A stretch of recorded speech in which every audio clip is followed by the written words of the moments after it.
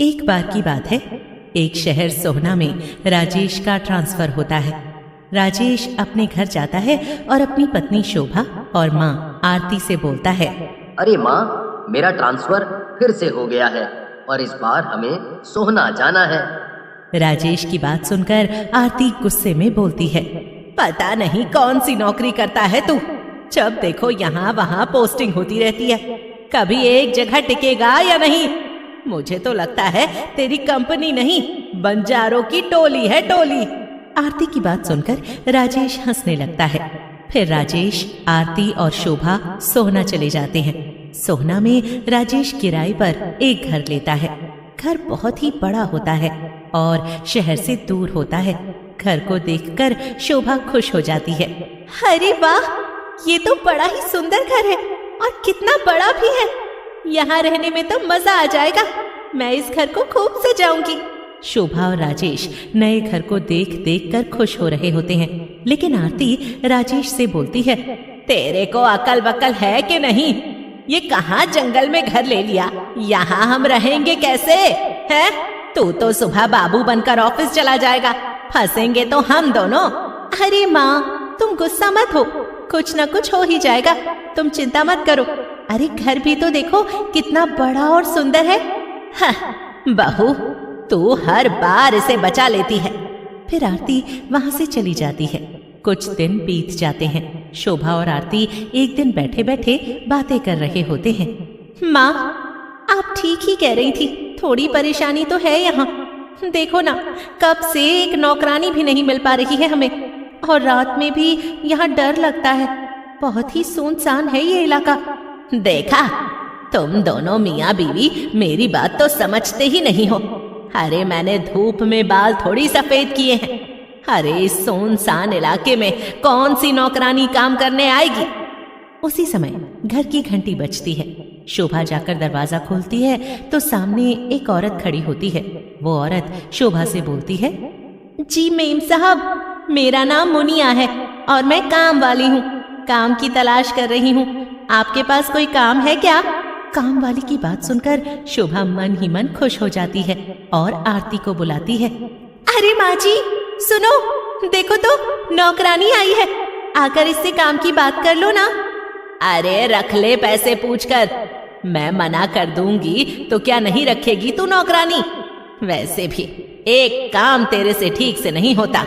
फिर आरती के कहने पर शोभा काम वाली को काम पर रख लेती है और उसे घर के अंदर रसोई में ले जाती है। देखो मुनिया, ये हमारी रसोई है और तुम्हें बर्तन यहीं धोने पड़ेंगे। मालकिन, मुझे पता है आपकी किचन कहाँ है और कौन सा कमरा कहाँ है। मुनिया की बात सुनकर शोभा घबरा जाती है। तुम्हें कैसे पता कि कौन सा कमरा कहाँ है? तुम कोई अंतर्यामी हो? शोभा को यूं घबराते देख मुनिया हंसते हुए कहती है, अरे मालकिन, आप ही ना फिजूल में घबरा रही हैं। मैं पहले भी इस घर में काम कर चुकी हूँ। आपसे पहले यहाँ एक साहब रहते थे। मुनिया की बात सुनकर शोभा का डर खत्म हो जाता है और वो मुनिया से कहती है, अरे मुनिया, तूने तो मुझे डरा ही दिया था। चल, खैर कोई बात नहीं, अभी तू बर्तन साफ कर ले, मैं अभी माँ जी से मिलकर आती हूँ। ऐसा कहकर शोभा वहां से आरती के पास चली जाती है। शोभा को देखकर आरती गुस्से में बोलती है, तुम्हारी इसी लापरवाही के कारण तुम्हें डांट पड़ती है। तुम यहाँ क्यों आई? पता है ना, काम वाली नई है, कहीं कुछ चुरा लिया तो? चलो अभी उसके पास जाओ और काम करवा कर ही वहां से हटना। आरती की बात सुनकर शोभा वहां से चली जाती है, लेकिन उसे बहुत ही गुस्सा आ रहा होता है। ये बुढ़िया ना, मन तो करता है इसका गला दबा दूं। मेरे हर काम में इसे गलती के सिवाय कुछ नहीं दिखता। जितनी मर्जी सेवा कर लो इनकी, लेकिन बहुएं तो हमेशा ही खराब होती हैं। शोभा गुस्से में काम वाली के पास पहुंचती है। काम वाली शोभा को देखकर बोलती है, मालकिन, आपके बर्तन कर दिए हैं, बस आप थोड़ी देर और रुक जाओ, मैं सफाई भी कर देती हूँ। शोभा बहुत सारे गंदे बर्तन देकर गई थी। इतनी जल्दी बर्तनों को साफ देखकर वो मुनिया से कहती है, मुनिया, तूने बर्तन साफ भी किए हैं या सिर्फ पानी से ही निकाला है? बड़े तेज हाथ है तेरे तो। फिर मुनिया सफाई करके वहां से चली जाती है। रात में आरती अपने कमरे में सो रही होती है। तभी उसे अपने बेड के नीचे से किसी के रोने की आवाज आती है, जिससे आरती जग जाती है। हैं? ये कैसी आवाज है और मेरे बेड के नीचे से क्यों आ रही है?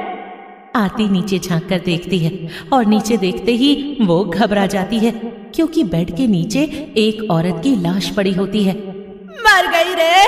अरे यहाँ मेरे बेड के नीचे लाश है, मुझे बचाओ!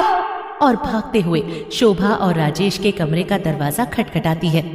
आरती का चिल्लाना सुनकर शोभा और राजेश उठ जाते हैं। तुम दोनों यहाँ घोड़े बेचकर सोते रहो, माँ चाहे मर जाए, लेकिन तुम दोनों की नींद नहीं खराब होनी चाहिए। आरती की बात सुनकर राजेश उसके कमरे में जाता है, लेकिन वहाँ उसे कोई नहीं दिखता। ये देखकर राजेश बोलता है, माँ तुम भी बहुत जल्दी घबरा जाती हो, देखो कहाँ है लाश, यहाँ तो कोई भी नहीं है। नहीं राजेश बेटा, मैंने उस औरत की लाश को यहीं देखा था, मैं इतनी बड़ी गलती नहीं कर सकती। आरती को घबराया हुआ देखकर राजेश आरती को अपने ही कमरे में सुला लेता है।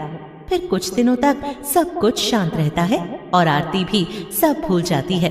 फिर एक दिन जब मुनिया काम कर रही होती है तो आरती मुनिया से कहती है, हरी मुनिया, तुम्हें सूप बनाना आता है क्या? बहुत दिनों से मन कर रहा है, मेरी बहू को तो खाना बनाना भी नहीं आता। आरती की बात सुनकर मुनिया हंसने लगती है और बोलती है, अरे माँ जी, मुझे तो ऐसा सूप बनाना आता है जिसे पीने के बाद आपको कुछ और अच्छा ही नहीं लगेगा, मैं अभी बना कर लाती हूँ। आरती राजेश और शोभा को अपने साथ हुई सारी बात बताती है, जिसे सुनकर राजेश और शोभा भी घबरा जाते हैं। फिर अगले दिन राजेश के जाने के बाद शोभा वहां से सीधा रिया के घर जाती है और उससे बोलती है, रिया बहन, इस काम वाली के चक्कर में हमारी शांति चली गई है, आप सच सच बताओ ये क्या बला है?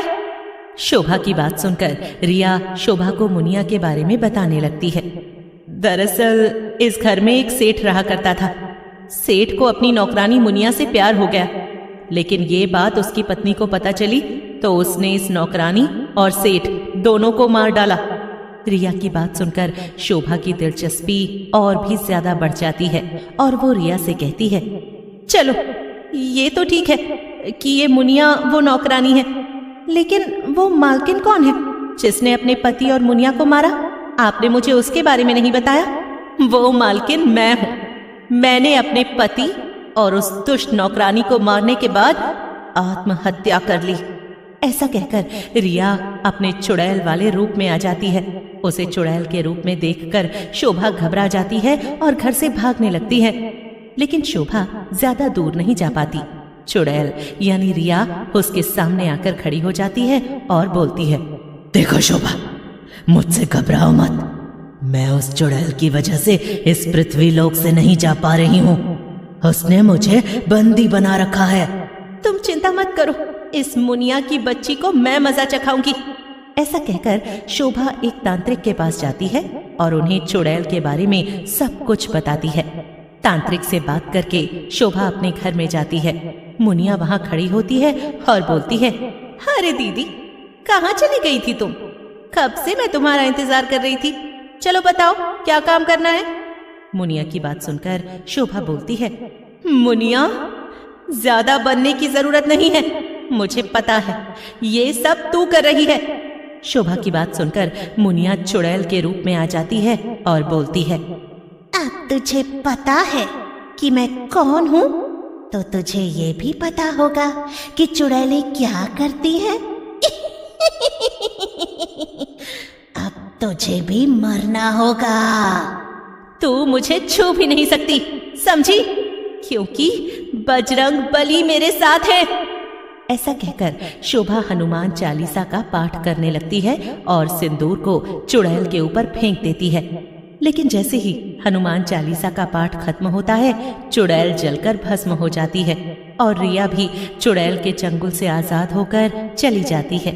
आरती भी घर आ जाती है और वो सब खुशी खुशी उस घर में रहने लगते हैं।